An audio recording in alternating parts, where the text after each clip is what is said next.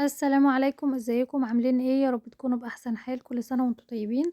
ولادي كانوا محتاجين حاجة حلوة بمناسبة السنة الجديدة وما كانش موجود عندي غير باكو البسكوت ده. المهم قررت ان انا اعمل لهم كده اي اختراع بحيث ان انا ابسطهم بيه، وما يحسوش بأي فرق ولا اي حاجة.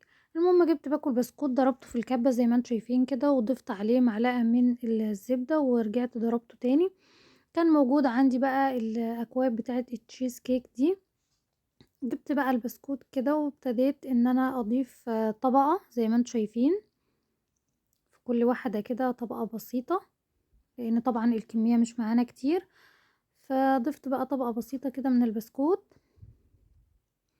وبعد كده بقى سويته. وبعد كده كان عندي نص كيلو من الحليب كده في التلاجة، قمت ضايفة عليه حوالي 4 معالق من السكر، وضفت كمان معلقتين من الكاسترد، وكمان ضفت معلقتين من النشا.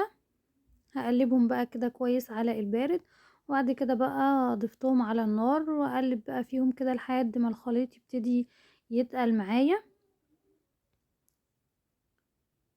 قمت بقى كده صباه فوق طبقة البسكوت. هحط بقى كده في الكوبايات، بعد بقى ما اخلص الكمية كلها هسيبه بقى كده في التلاجة حوالي ربع ساعة بحيث ان هو يتماسك.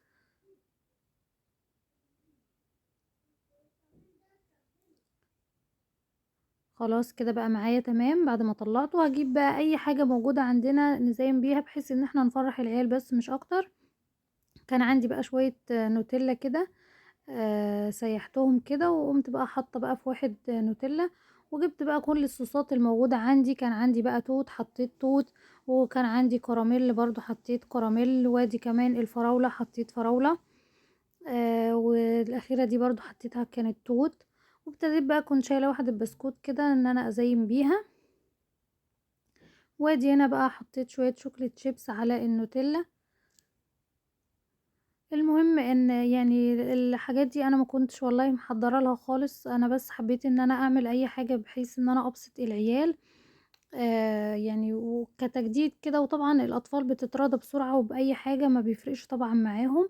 كانوا فرحانين بيهم جدا، بالرغم ان هما ما كانوش يعني في الشكل قد كده، بس كانوا مبسوطين بيهم جدا، وانا كنت مبسوطه ان هما مبسوطين، وبجد عجبوهم جدا.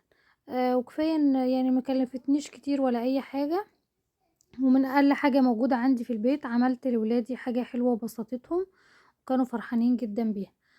يا رب يكون وصفتنا النهاردة سهلة وبسيطة وعجبتكم. ما تنسوش تجربوها وتقولوا لنا رأيكم. كل سنة وانتم طيبين.